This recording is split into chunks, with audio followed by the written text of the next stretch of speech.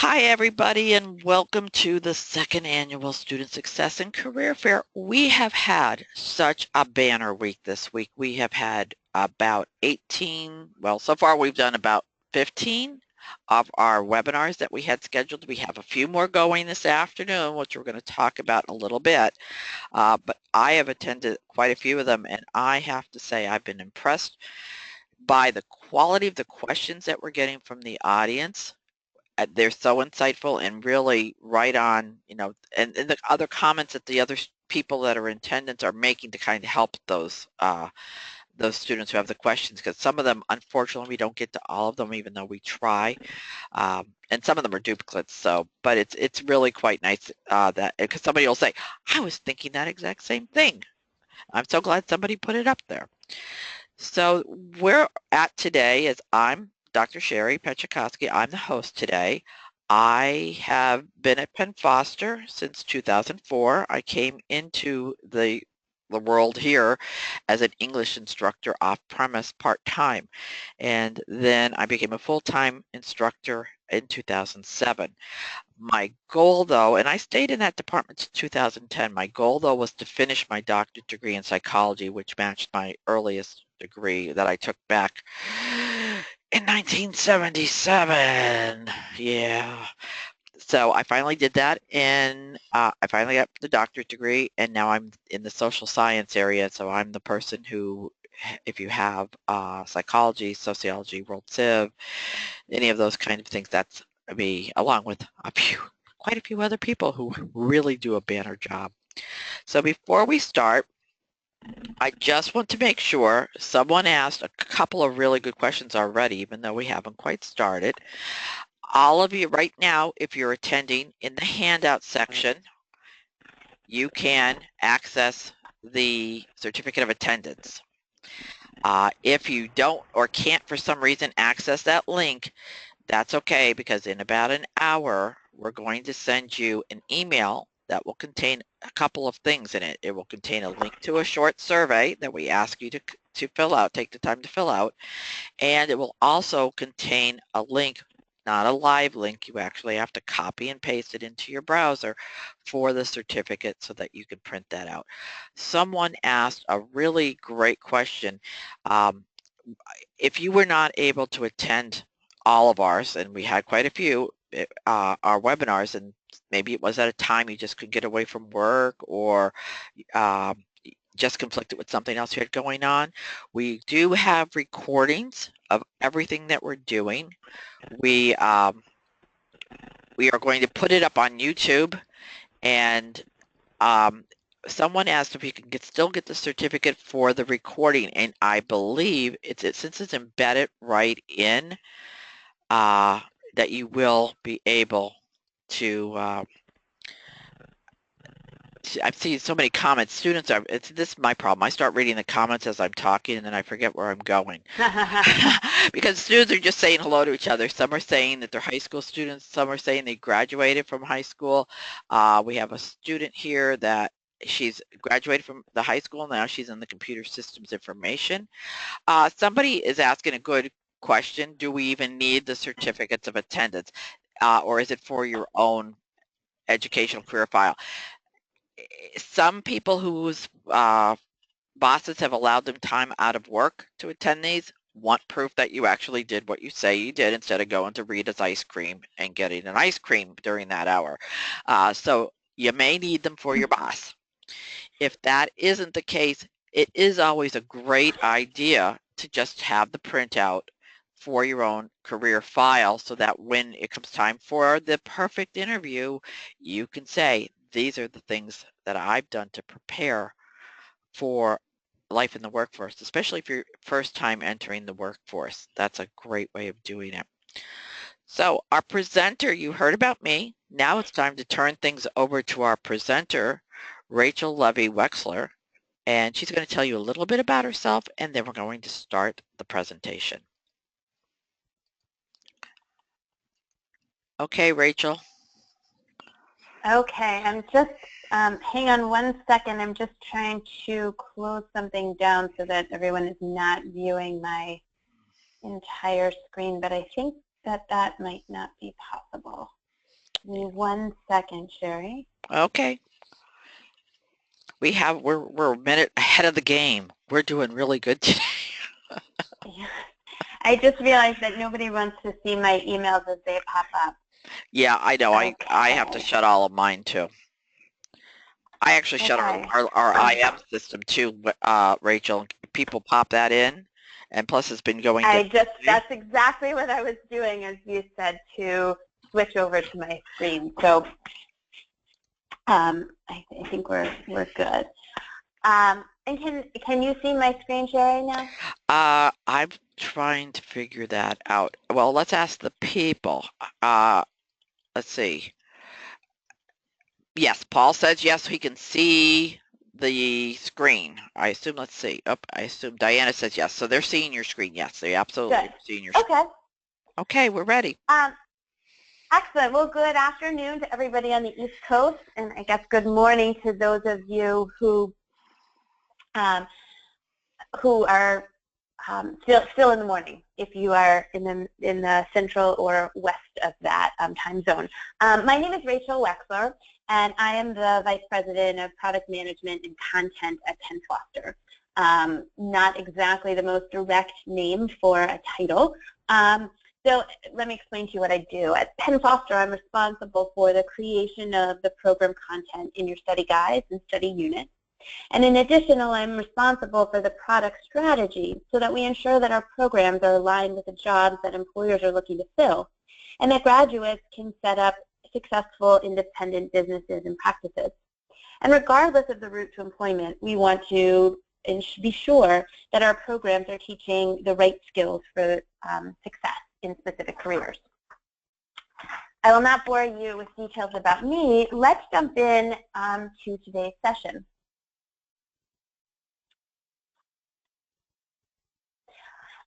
In today's session, we will define and explain the importance of power skills. What is a power skill? Some may call it a soft skill, but we believe that power skill is the appropriate term. Personally, I see soft implies weak or less important, whereas power implies strength. We see power skills as those that separate the good from the great, and today we'll discuss how and why that happens. How do we identify the most important power skills? Well, we looked at some of the most high-volume occupations, or the career paths that hire the most applicants each year. You may be surprised to know that there's a high degree of overlap among power skills that employers are seeking in their new employees and among their current employees whom they view as high potential or future managers. So we'll discuss a little bit about how we selected these power skills, and then we'll walk through the 10 power skills in depth, share some scenarios and descriptions of each so that you can each walk away feeling like you have a better idea for some of the skills that employers are looking for, and that whether you are on an interview or on the job, that you want to embody and exude. It goes without saying that if anybody has any questions, please don't hesitate to ask. I recognize that it's a little bit challenging to make an interactive discussion when there are 38 of us and hopefully more on the line. But if you have questions, please share them, and Sherry will jump in and she will let me know, and we can discuss them. Okay? So if you look at these pictures, what do some of you see? And don't hesitate to jump right in and say it.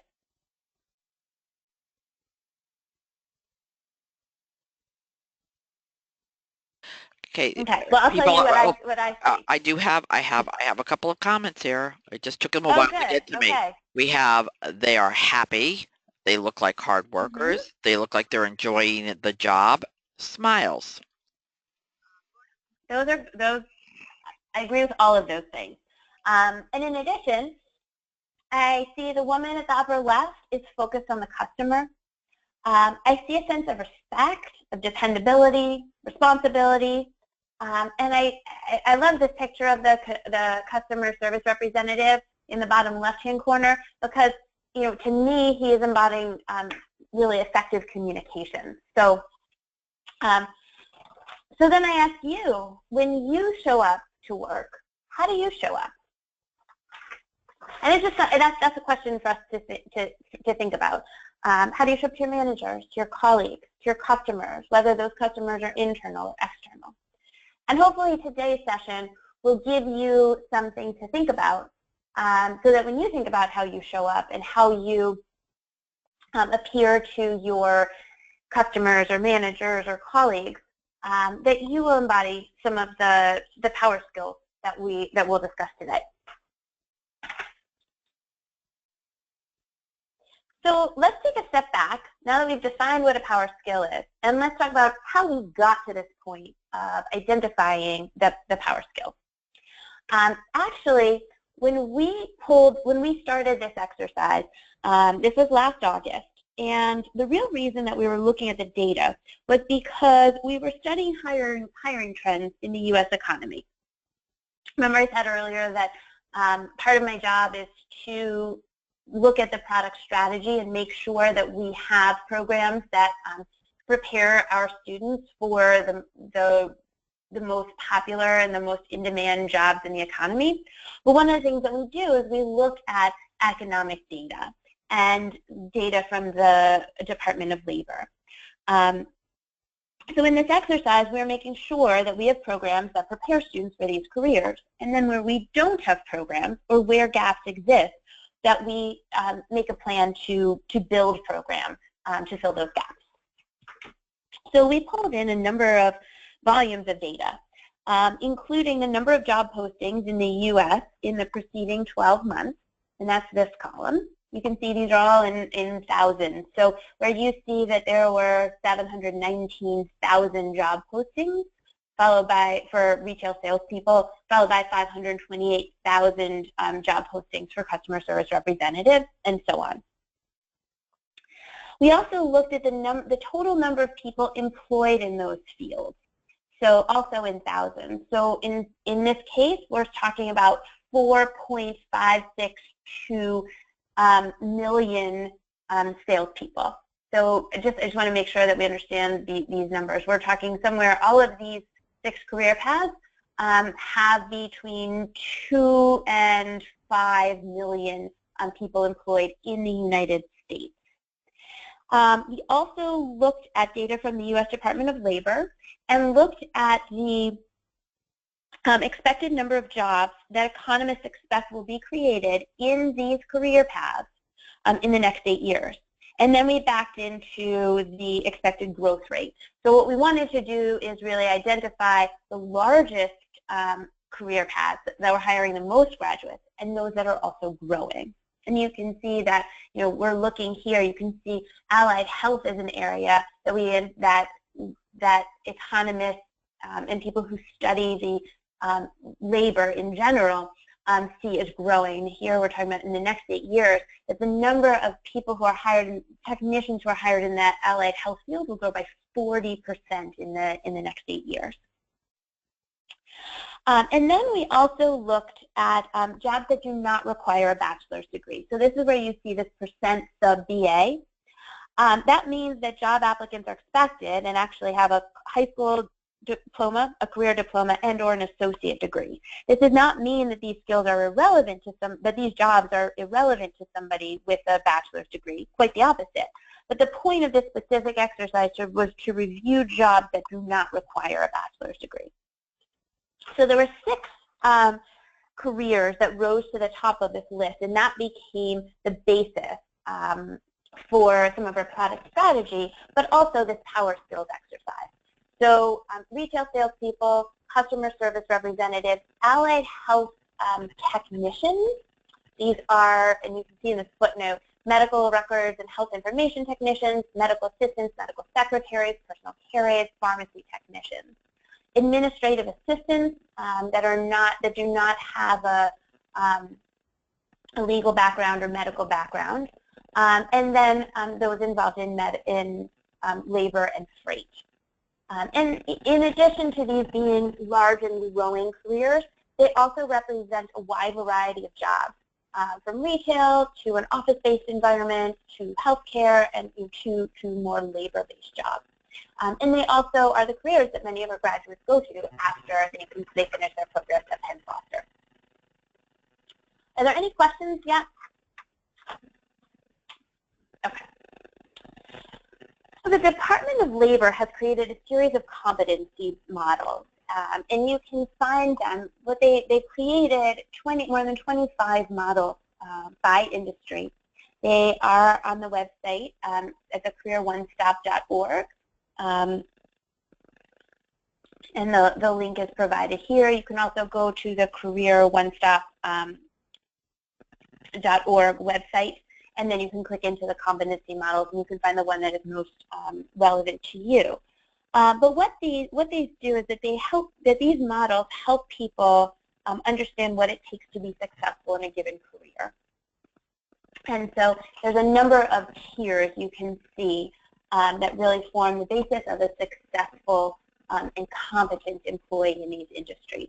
For example, we start with the personal effectiveness competencies. This happens to be a food and beverage service competency model, so someone who's working in a restaurant. And you can see that on a personal level, employers value integrity, professionalism, dependability, and reliability, etc. And then there's a piece about academic competencies, which are largely covered in our coursework. These are more general skills. And then workplace competencies. How people work together and on teams, making decisions, problem solving, things like that. Then we go to more technical skills. The tier 4 being technical skills in that industry, and then tier 5 being technical skills that are more specific to a sector within an industry. And from there, we then look at skills that are required to either move into management or to become a more specialized individual contributor. Power skills are derived from tiers 1 and tiers 3. Tier 1 and Tier 3. And that will be the basis of what we'll continue to explore. And so what we did was we looked at a number of competency models as part of this exercise, but specifically we dove into 6 of them. And you'll see that there's a high degree of overlap. So you see our 6 career paths in each of the rows. And then you see the top diagram shows personal effectiveness skills, and the bottom chart are the workplace competencies. And you see that each career path has I'm just using the personal effectiveness chart at the top. But you can see that personal effectiveness, the retail sector specifies or recommends 6 top personal effectiveness skills, customer service, another 6, etc. And if you look at this, you can see that there's a high degree of overlap among the skills that are valued across some, if not all, of the 6 careers. So for example, if we look at personal effectiveness skills, all 6 careers focus on interpersonal skills, integrity, adaptability, and flexibility. And 5 of the 6 specify dependability and reliability, as well as professionalism. And if you look at the workplace competencies, you'll see another set of 6 or more competencies that are specified per career path. You look again and you see that there are a number of areas where there's a high degree of overlap across these various career paths. And so what we did was we leveraged these models, and then we reclassified some of the skills, we renamed some of them to really become more actionable, and we've consolidated our list, and we have come to terms with a set of top 10 power skills. They are, on the personal effectiveness side, we have 2 sets of skills: personal skills, which are specific to the individual, and then people skills, which are more about how an individual interacts with others. The second set are the workplace competencies, and they talk about how one functions within an organization. So 1 through 10, integrity, dependability, responsibility, adaptability and flexibility, teamwork, communication, respect, customer focus, planning and organization, problem solving and decision making, and working with tools and technology. And it goes without saying that power skills can help you go from good to great. But power skills alone are not sufficient. And they're really the most powerful when they complement or enhance one's knowledge and technical skills.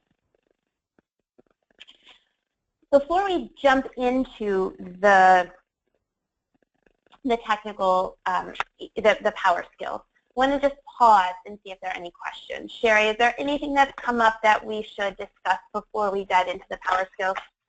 No one has been posting. They're all just fascinated listening to you with this great information. Okay, then then we will jump in. And what we'll do is we'll spend my goal is to spend about 3 minutes per slide.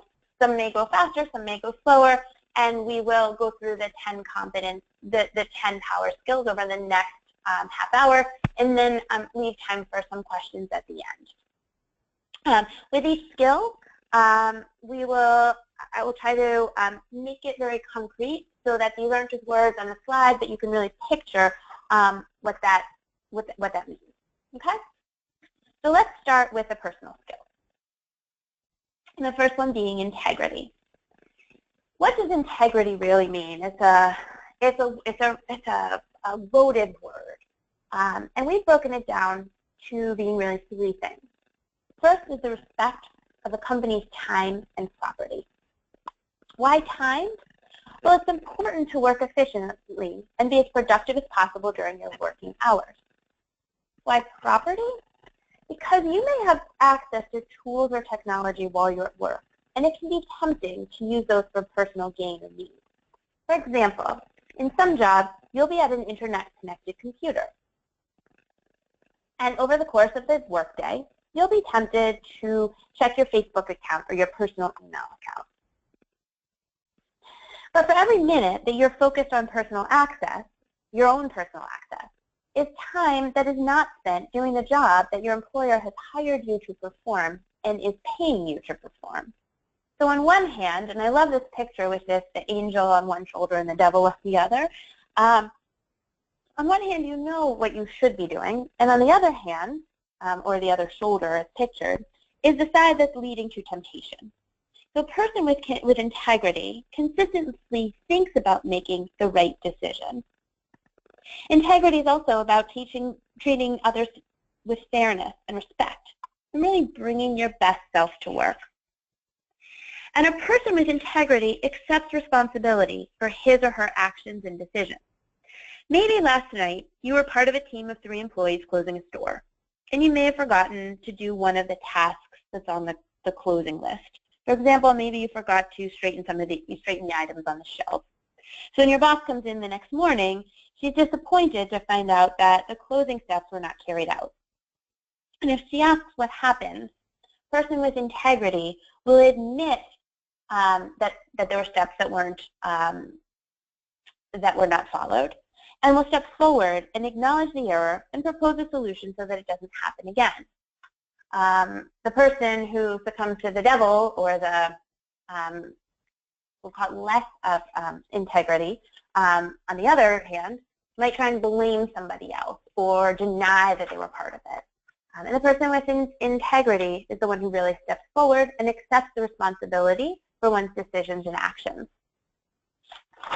In other words, don't be the team member who hides behind the error. Be the one who comes forward and accepts it and proposes a solution for how to move forward.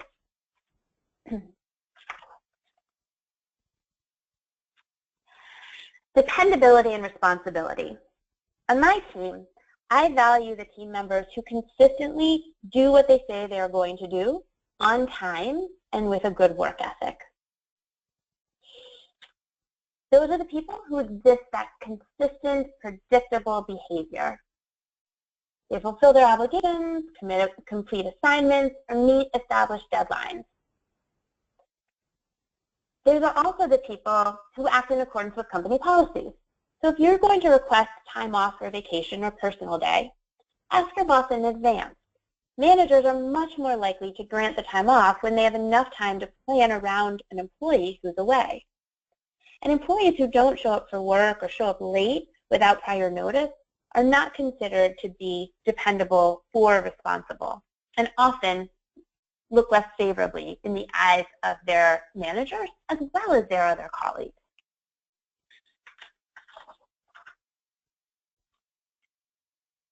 Let's move on to the third one, adaptability and flexibility. I love this picture. It's not necessarily work-related, but when you look at these Himalayan women with an iPhone, I feel a little surprised. I like to say pleasantly surprised. I love the disparity between their native traditional dress and their use of modern technology, right down to that purple iPhone case.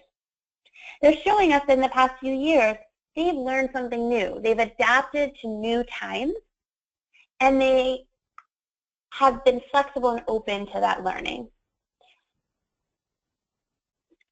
So what are some of the ways that we define adaptability and flexibility? One is to be open to learning and to be open to new ways of doing things. This may be a new technology, a report, a skill. It's funny, earlier this week I was on vacation and I went paddleboarding with my 10-year-old son. And I hadn't realized that he had done this before. So I was trying to teach him what to do. And he quickly looked at me and said, "Mom, I'm much better than you." And he ended up showing me some of the strategies and ways to do it. Not exactly a work example, but it made me realize that I needed to be a little bit flexible, and no longer am I the one who's teaching him, but I can also be the one who learns from him.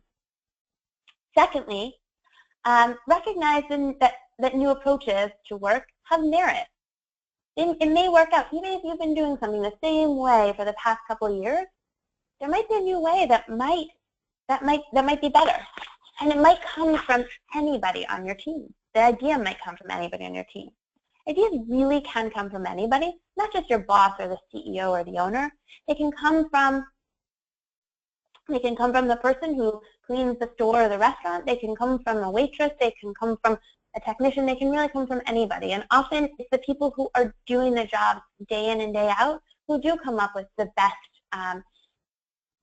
approaches or new ways of doing things. And the organization, as a result, can be flexible and adaptable to new approaches. The third piece is maintaining a professional appearance.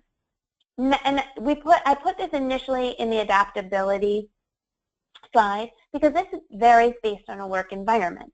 In some careers, you'll be asked to wear a uniform, and in others, you'll be asked to dress a certain way that is consistent with your colleagues and peers.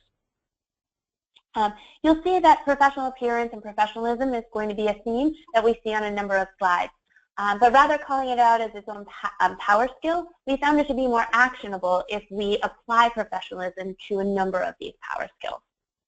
So regardless of environment, professional appearance is important, and personal hygiene, be it showering, brushing your teeth, and your hair, are mandatory.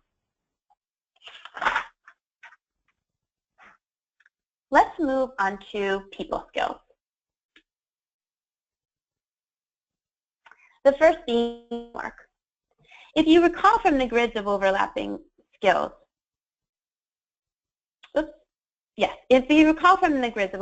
skills, professionalism was on 5 of the 6 career lists.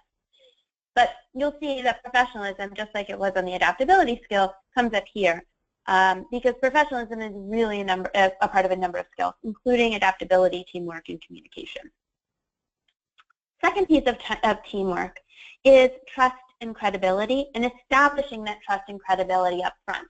It might be establishing it in an interview with the person you're interviewing with. It might be establishing that trust and credibility from the first day you're on the job working alongside one of your team members. A trusted employee is a valued employee. And if you allow those around you to believe in you, and that you establish yourself as who you are and who you say you are. You walk the walk, you walk the walk, and you really are exactly the person who you embody. And then you become the person whom your team members trust and work with. And it's really about not just establishing that trust on the first day and assuming that it's there, but teamwork and trust is built over time. through building constructive relationships and developing productive conflict resolution strategies, not just with your supervisors, but with your coworkers as well. And this doesn't happen overnight. In one case, we in our department talked to a number of students as well as current students, graduates, prospective students. We often talk to people about their work because what we want to do is make sure that our programs and the content that is in the program and what we're teaching and the skills that we're teaching are consistent with what someone needs to do the job for which they're preparing them. So I have a number of vignettes, and I'll use some specific examples as we go. In one case, we talked once with a waitress named Brittany, and she used an example because we're asking her how does she trust her colleagues, or how does that evidence itself. Well, Brittany is a waitress, and she needed to attend one of her relatives' 60th birthday celebrations on a Friday night. Unfortunately, she was scheduled to work that night, so she asked Matt, who happened to be off on Friday, if he could take her shift, and she promised that she would take one of his shifts the following week.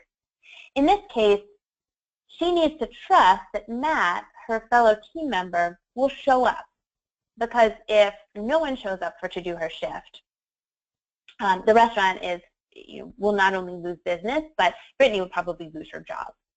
And in order for him to say yes, he needs to trust that Brittany will actually work a double shift the following week, even though it's tiring and probably not that appealing. But we asked Brittany, why did she ask Matt to do this? And she said because she knows him well, and she's watched him in action over the time that she's worked at this restaurant, and that she sees him with his customers, and she ultimately trusts him. And so we all aspire to be that employee whom our colleagues trust. Let's move on to my favorite, communication. I use an example from an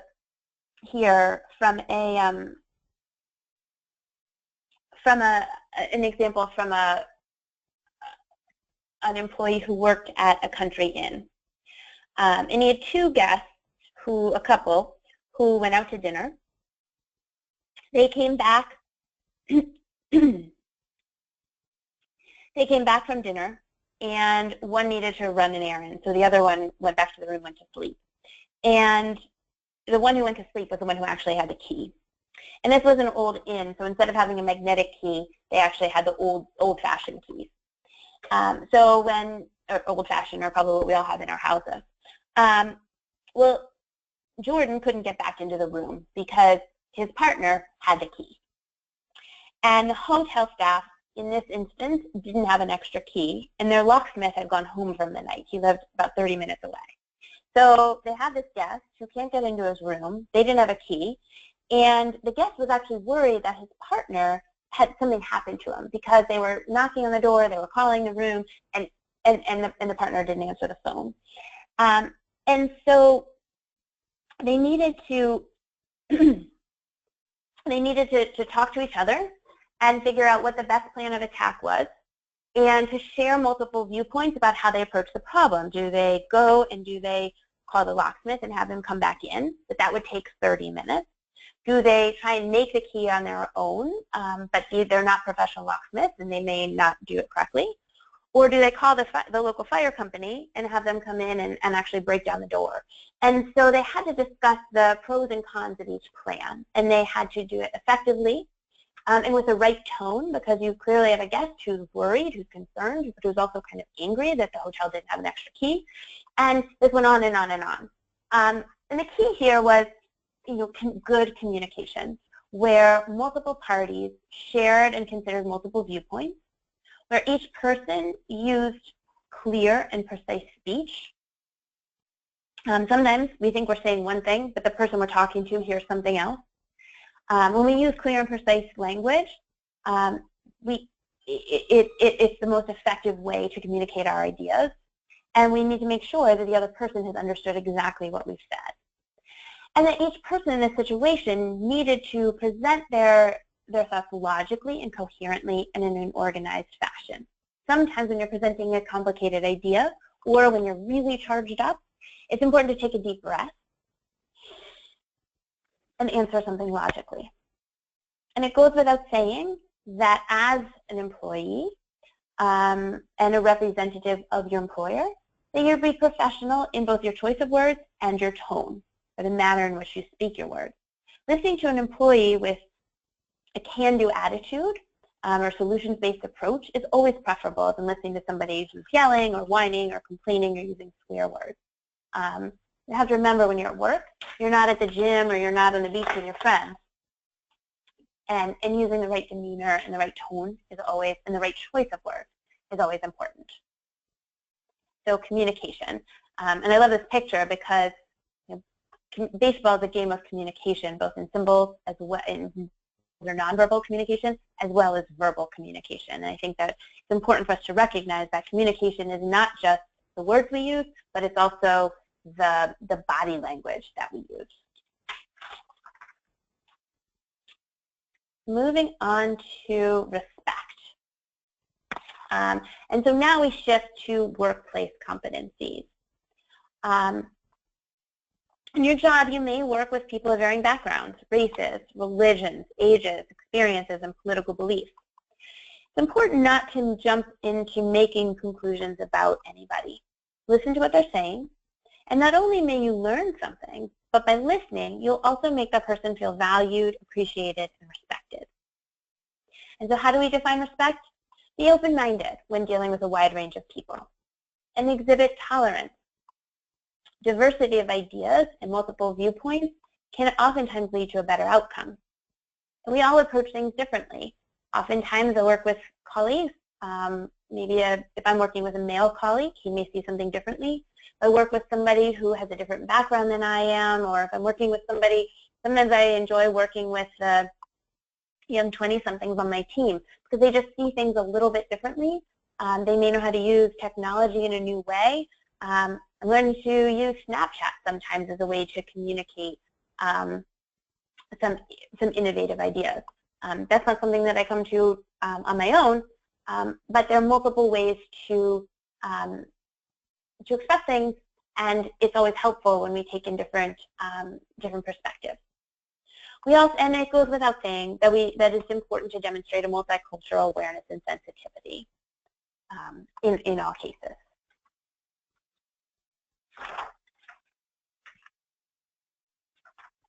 Our next workplace competency came up on all 6 careers. This is a big one because we all have customers. They might be, and customers come in different venues. Might be an external customer who's coming in and paying you for a good or a product. Could also be an internal customer who might be someone in a different department who's depending on your department's output for some part of the process. I'm not a salesperson at heart, but I'll use a retail example in this case. Do you think about a young customer who walks into Best Buy and he starts talking about that he loves music? He has an iPhone and he has a Spotify subscription as well as an extensive music collection. Do you think, what might he be in the market for? It's important to identify and anticipate what that customer is looking for. Maybe he wants some new headphones. So you can make him feel valued by treating him as a unique individual. So you see he's stylish, he's caught up with the latest gadgets and styles. So you make him feel valued, and he might want to make a bigger purchase than he even came in intending to. But you're providing a personalized service. You're recommending things to him that you might not propose if your grandparent came into Best Buy, for example. And in all interactions, you'll be professional and pleasant and courteous. You might make him really happy by recommending a great purchase, and then he leaves very pleased with what he's purchased. So in this case, let's say you've come in, you've figured out what he might like, you hear him talking about headphones, and you get him excited and you introduce him to Beats headphones, which might be far more expensive than he planned to, but you're developing a rapport with him and he's reacting to it. Maybe they're on sale. And so even though he didn't come in looking for beets, you open him up to a pretty sizable purchase because he sees value in it if it's on sale. His satisfaction increases, and yours probably does too. But really evaluating customer satisfaction and making sure that each customer, whether they be internal or external, is pleased with the interaction as well as the good or the service or the product that you've delivered to them. And it's important to think about the concept of a servant leader. When we talk to employers across the board, and oftentimes we talk to people who are at the end of their careers. We interview CEOs and high-ranking executives who have a real good perspective on how their industries have evolved over time and what the needs are today versus a couple years ago, and they have a good idea about where things are going. And so we learn a lot in these interviews. And one of the things that has come up a number of times is this idea of needing new employees to be a servant leader. And that is that the person who is focused on their customer is more focused on their customer than they are on themselves. And so we've heard this. This came up once when we were talking to somebody in retail. We've heard it come up in conversations about food service and restaurants. We hear about it in healthcare. So it's a concept that comes up again and again, and I think it's a really powerful concept to think about how you think about the needs of your customer before you think about your own needs. And the goal here is to leave with a satisfied customer. You'll feel good about yourself, and they're certainly feeling very good about their own self. Moving on to number 8, planning and organization. We recently talked to a medical biller and coder. And the example can probably be relayed to any administrative personnel who works in a physician's or a busy office. On any given day, Haley has a number of projects that require attention. She has to respond to patient requests and questions that come in live through patients who are in the office. They also come in via phone and via email. Haley also has to code yesterday's office visits so that the physician's office can send them to the insurance company and that the physician's office can be reimbursed. And she also has a few ongoing office projects that the office manager has assigned to her. And so how does Haley decide to spend her day? One of the key power skills in terms of workplace competencies is the ability to prioritize various competing tasks. And one's ability to allocate time and resources efficiently according to those tasks. So it's important to recognize if you're a morning person, then it's important to do the most challenging projects in the morning and get those things done. If you are not a morning person, it takes you a couple cups of coffee before you really get into your day, oftentimes after lunch, then save those bigger projects or those really pressing projects until the afternoon when you are at your freshest. It's also important that if you have projects that are in danger of missing a deadline or you fear may not get done in the same way that you had committed to or intended, that you take corrective action. So if you see a project has gone off track and may likely miss an agreed upon deadline, speak up and take corrective action as soon as possible. First, see if there are any ways of avoiding missing a deadline. Maybe there's another solution, or maybe you can allocate your time a little bit differently so that that project can get done. Or maybe you can enlist one of your team members to work on the project with you. If that's not possible, then make sure that you communicate clearly and precisely that the project is in danger of missing a deadline or missing the desired outcome. Surprises in this case are not looked upon favorably. So it's always important that first see if you can problem solve and then communicate where things stand.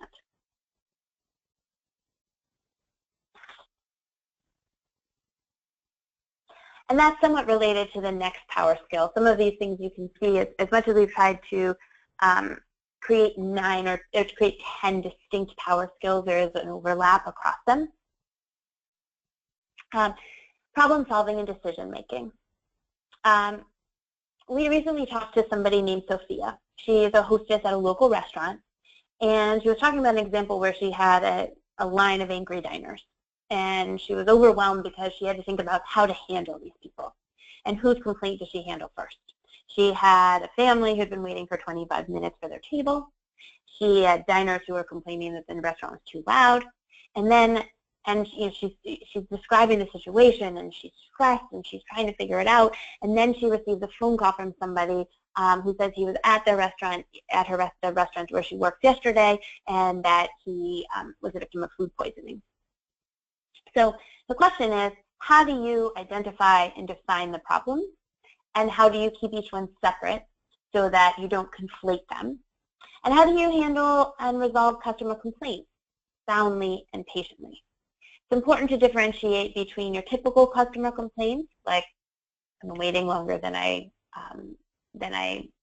you told me I would be, and severe customer complaints, like I got food poisoning by being at your restaurant, and treat each accordingly. And also devise alternative solutions to some of these complaints and issues.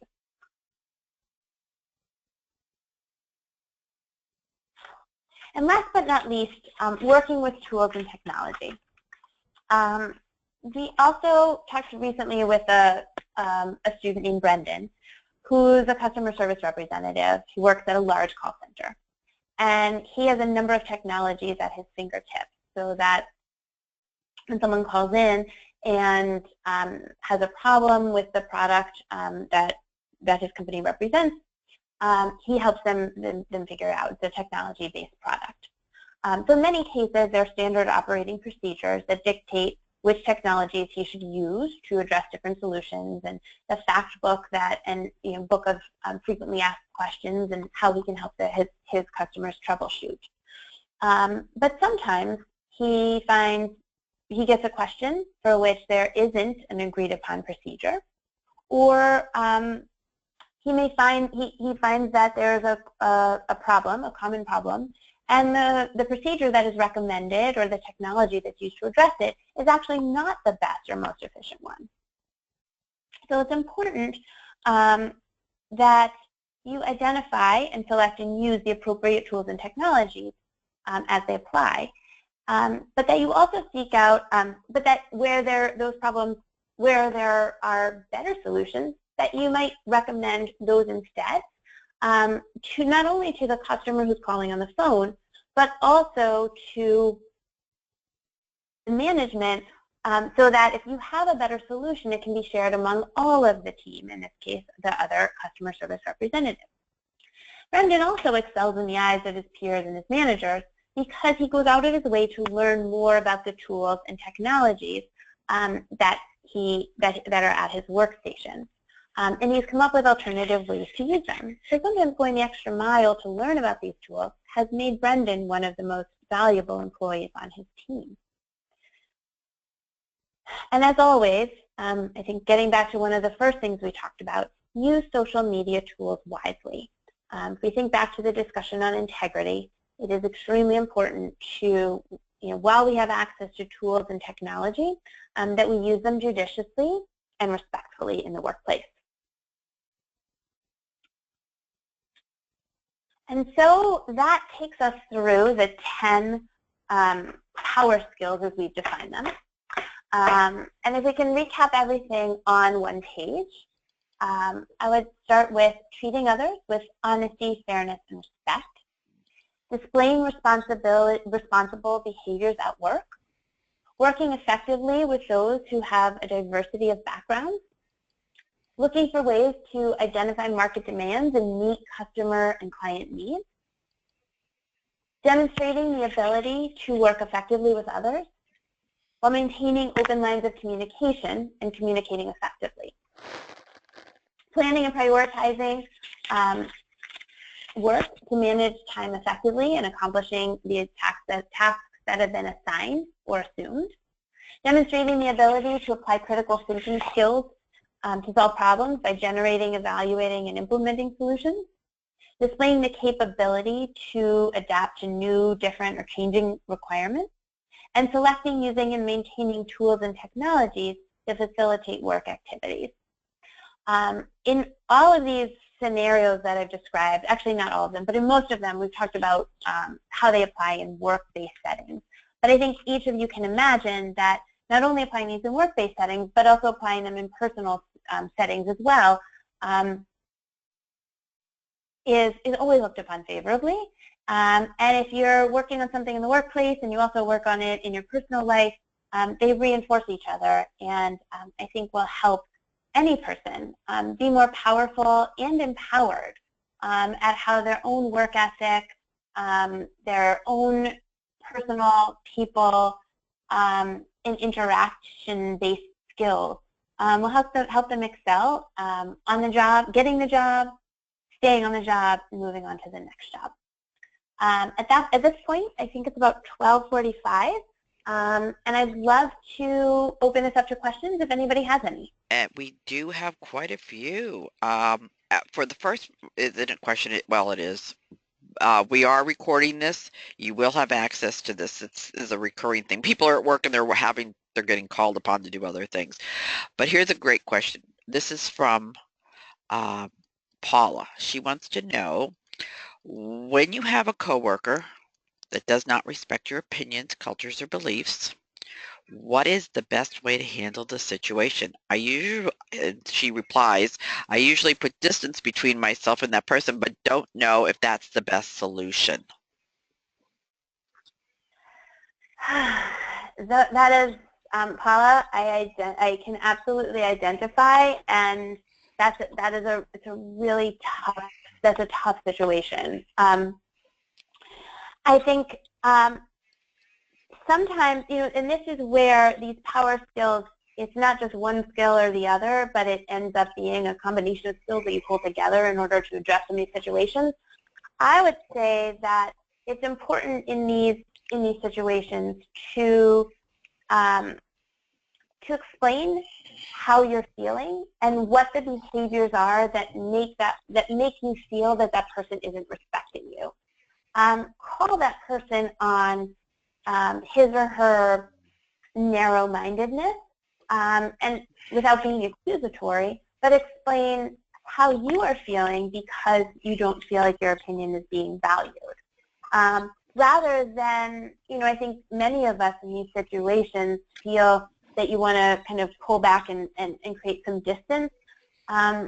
But if that isn't working, then I would really exercise those communication skills and explain that you have differences, recognize the differences that you may have with this, with this person, but that each person comes to the table with a set of values and beliefs, and that everyone's ideas are important, and the goal is to determine what the best solution is, and it could be your idea, my idea, or some combination of both of our ideas. So I would encourage you to stand up to this person, explain how you feel and why you think this person is treating you this way, and see if you can get to a better solution. Thank you. Perlita wants to know, what if your team member is not cooperating when you have team projects? What action would you take? Oof. So my first reaction would be to see if the team can address this before escalating it to a superior. But it is always hard when you have a team member who isn't pulling their weight. I think sometimes it's about bringing the team together for a meeting, and maybe the first strategy might be to have everyone talk about how do they feel this team is working, and give everybody a chance to share what is working and working well and what isn't working. And that way, there'll be a number of ideas that come up, and you can make that person feel a little bit less defensive. But among everybody's, call it roses and thorns, when you talk about the rose or something that is working well with the team, and then you talk about the thorn and something that isn't working, that issue that's really making you upset, Carlita, will be one of a number of things that's brought out. So it may put that person a little bit less on the defensive. Fabulous advice. And I think it's important to make that person, but to communicate in a non-threatening way that one team member's inability to perform at the same level as everyone else is holding the team back.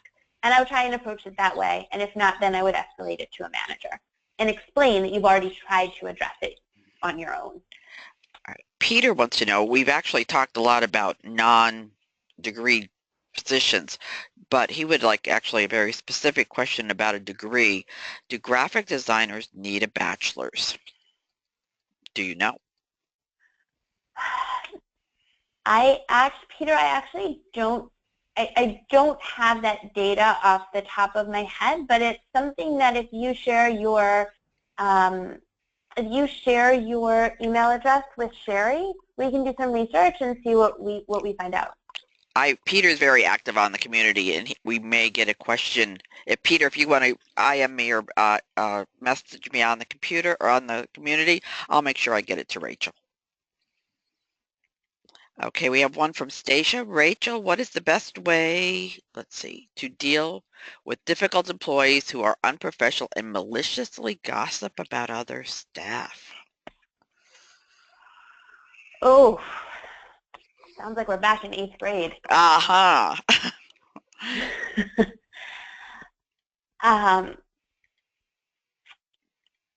Well,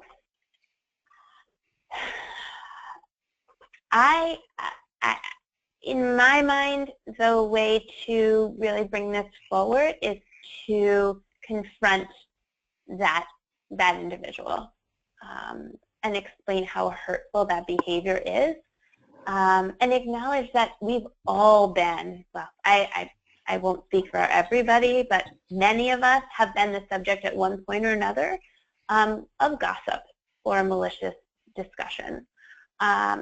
And everyone, especially if you are old enough to hold a job, you are old enough to recognize how mean and malicious that can be. And that's behavior that it doesn't have a place in school, it doesn't have a place in the workplace, and it's just downright mean. So I think that person needs to be made known that their malicious behavior is hurtful to others. And I think it's important to make everyone aware, because chances are you are not the only one who's feeling victimized by this discussion, that there are others. You want to make people feel less alienated by it, and you want to make those perpetrators know how bad this can be. And I think if the topic is brought up and more people are talking about it, talking about the fact that there's positive conversation and very negative conversation, then sometimes just bringing it out in the open will help call attention to it and make people sort of change their behaviors. So this is an age-old issue. I think it doesn't matter how old you are. You feel like there's always people who are gossiping, but oftentimes if they know that people are gossiping, if they know that people are aware of how, quite honestly, rude and malicious they are, then they might be they are oftentimes become more accountable for their behavior and more likely to end it. Okay, Cassie wanted to know, on one of the slides you had mentioned servant, or it actually had been written servant leader. Could you please describe that? That was on your customer focus slide. Yes, and that was the whole idea of a servant leader as being looking at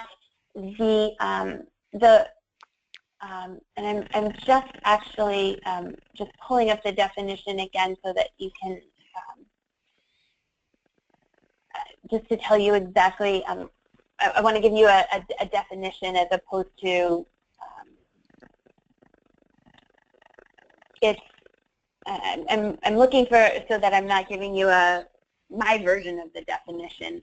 And there's a lot. If you Google servant leadership, there's a number of really good there are good articles on it.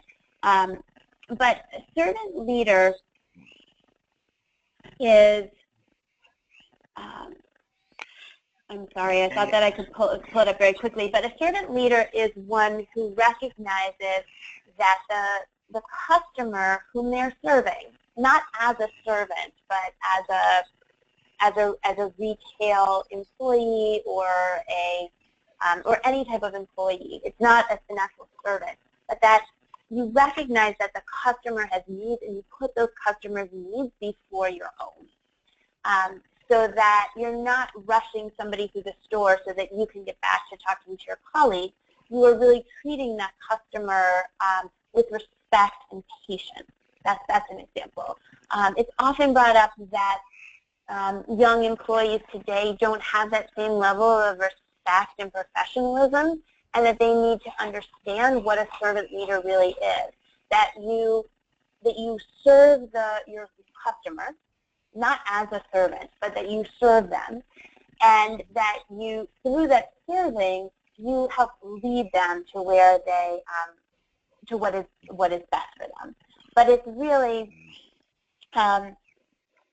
you really make a difference, and that you lead with this sense of appreciation, and people are more responsive when you treat them professionally and respectfully. In that vein. I hope that is helpful, but it's a really interesting topic. It comes up a number of times in conversations when people are talking about hiring young employees today. Especially as society has become much more entitled. And yeah, I'm trying not to use. I'm not trying to. I'm trying to be very diplomatic because I don't want anyone to be offended. It doesn't refer to just anybody. But when people are talking about young employees, they're saying they're not willing to work hard. And how do you as an employer enforce that? And how do you find employees who embody this sense of really serving their customers and leading them to the right solution? I looked it up for you on my phone. Thank goodness we have smartphones. Thank you. It's hard for me to talk and search at the same time. Yeah, it says Greenleaf is the definer of this. He says a servant leader is a servant first. It begins with the natural feeling that one wants to serve and serve first, not for rewards, just to do the best job possible. It's a conscious choice that brings one to aspire eventually to lead. That's what Greenleaf said. There. So there you go. There it is. So it's really about, and in the process of doing this, everyone. I think when we go back to that just slide in the beginning of the presentation, and there were other people who were smiling and really doing their job. It's it's always nice when you encounter somebody in a professional setting, and they're really happy about the job that they're doing. It goes such a long way, and by embodying that when you're doing a job, you really are, the idea, and it's tied to the concept of servant leadership, is that you're helping the customer and you're serving them, but if you draw that out and you extrapolate that concept, it's ultimately about creating a more just and caring and peaceful world. Yeah, we've become a society where service has a bad connotation in many areas, and the idea though that it's the old adage, do unto others. If you want to be treated with a smile, you treat others well and with a smile, and that's kind of the whole idea behind that, I believe. Maria asks, when you have an employee or coworker that doesn't believe in teamwork and only sticks to strictly their jobs and only their job, and has a negative attitude, what's the best way to address that issue? Maria, that's a good one, because if you read anything about the economy and jobs in the U.S. economy or the global economy today, the ability to work as a team is one of the most important skills. If you look at 21st century skills and how we're teaching our students who are in school today, it's about being able to work as a team. And so, unfortunately, there are people who, and it doesn't mean that you can't have an introvert on a team, or that solitary work isn't valued, because oftentimes the most, some of the best ideas come when people are working independently. But to work with and get along with others is a critical skill. And we talk about these power skills. We are talking about skills that are really required to hold a job, to get a job, to hold a job, and to move upwardly to the next job. And somebody who isn't willing to work as part of a team isn't going to, sometimes they might not be able to hold their job, but they're definitely not the ones who who move on to the next job, which is oftentimes a managerial or supervisor position, because those positions are all about working with others. So how do you treat that? I would defer to you and your team members, whether it's the team members who come up with an intervention or have a conversation with this individual, or whether there's a team leader who's really strong, and you escalate it to that individual. I think we have time, but we're going to do one more. There's so many more questions, and it's really kind of a shame, but this one is really an interesting one. Mariel wanted to know. These are good questions. These are hard. They're all absolutely excellent. This one says, I was fired recently for bad performance. Yet, interestingly enough, a month before, she had been promoted and had been the same and the top artist in the position not even a month before that. How does she explain to a new manager or a new prospective employer that discharge, without sounding bitter and without sounding bad-mouthing somebody, how does she explain that I've been dismissed? That's a real tough one, because she'd just been gotten all these kudos, and then there you go. It's hard for me to answer that question directly without knowing more about the situation. So I'm going to answer that question with a set of questions that might help you to think a little bit further about this. And if you ever want to talk further, I'm happy to also talk further. Sherry can put us in touch. I would ask if any of the standards changed in between that time that you were recognized with a number of accolades and the time that you were dismissed. If the company priorities changed or the strategy changed. If the decision makers changed. Sometimes you're really well aligned with one set of leaders, and then another set of leaders that come into play. So I would look at what transpired in between the time that you won these awards or you were promoted and the time that you were dismissed.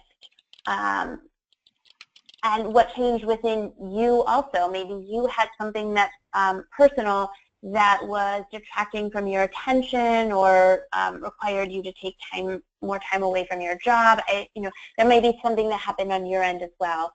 And there might be also things that were happening in the company. Was the company not doing as well? Was there a need to downsize the labor force based on things out of your control? Sometimes we work in industries where the need for the same numbers of employees is just not as great as it once was. So I would look at what happened within the organization, I'd look at what happened within you and your own personal situation, and then look at what happened at kind of more of a macro level, like at the industry that your company plays in, or things that are happening in your local area, and maybe that there's you might be able to find some reasons within those. The other thing that would be important is that the people who did promote you, or you may have had people who really you have good relationships with from that last job, I would ask them to serve as a reference for you. So you might say that you were promoted, things changed, you ended up being asked to leave, but you have a number of people who would speak on your behalf and who know about your work ethic and your level of performance and things like that, and who'd be happy to act as a reference for you. That's an excellent solution. I'm actually getting messages from several in our audience that they have to leave and they have to get back to work and they feel really bad, but we're actually over our hour, so we are going to have to stop the questions. If you still want to keep this discussion going, hashtag Penn Foster or get up onto the community and give your questions, and we'll make sure they get routed to Rachel or someone who can help you with that question. We really, Rachel, bang up job, a lot of information. People have been asked so many great, this is the most fascinating thing about these things. People ask so many great questions. There are so many concerns in the workplace. Yes, and thank you to everybody for joining today. It is a pleasure to have an opportunity to meet with our students. Unfortunately, it's a one-way conversation, so I can talk and I can't hear you, but I do hear the questions that Sherry's asked. These are great questions. I feel a little bit humbled that I don't even know how to answer some of them. But to the extent that there are further questions, please don't hesitate to send them along on the community, and we'll make sure that Sherry, you and I can come up with a way that we either answer them directly, or we put together a document or something like that where we can answer them, or we can do another. We can record something and then have it transcribed. Thank you. And just reminding everyone, this whole entire webinar was recorded. It's still being recorded, actually. We're going to be sending you in about an hour. You're going to get an email because you signed up with your email, so we have access to that. You gave us permission to use those. We're going to send you an email which will have a couple of things in it. We'll have a short survey which will give us some information, and maybe as well in the comment section you could ask some additional questions if you have it, and we'll make sure we get it to Rachel in that way as well, because Rachel will have access to those surveys. And your certificate attendance, there will be a link in there with that. Oh, somebody's actually saying, I love your voice, you should do radio commercials. And quite honestly, Cassie, I hate my voice. I had surgery a few years ago and they nicked my vocal cords, so I think my voice is terrible. So it's very pleasant that someone thinks that it's not such a horrible thing. Sorry about that. I agree, Sherry. I feel like I'm on NPR right now. And I'm talking to you. Oh, thank you. Oh, it'll go right to my head. Right, Terry Gross has nothing on you. There you go. There you go. Everyone is thanking us, and so we do, and so everybody is all the. Oh, Cassie said NPR too. Look at that. I feel so empowered right now. We do want to thank you. That was wonderful because it wasn't supposed to be anything about me at all. It was supposed to be just about a presentation, but I'm glad I'm coming across with a voice that doesn't grate anybody. Your certificate of attendance will be found in the handout section of this presentation, or in an hour when you get that email, you will have a link. The link is not a live link. Please copy and paste it into your browser so that you can open up that certificate of attendance. And again, we are going to have to close down. As much fun as this is, I do want to remind you, we have a few more webinars coming up today. At 2 o'clock, we have putting your best self forward with interviewing, and we're closing out the day at 4 o'clock. And again, these are Eastern. Soft skills, the skills you need to succeed. If you haven't signed up for them and you have an opportunity to, please go up and sign up for them on the community. Thanks, everybody. I'm going to stop the session now. Want to say goodbye? Thank you, Sherry. You're welcome. Bye-bye.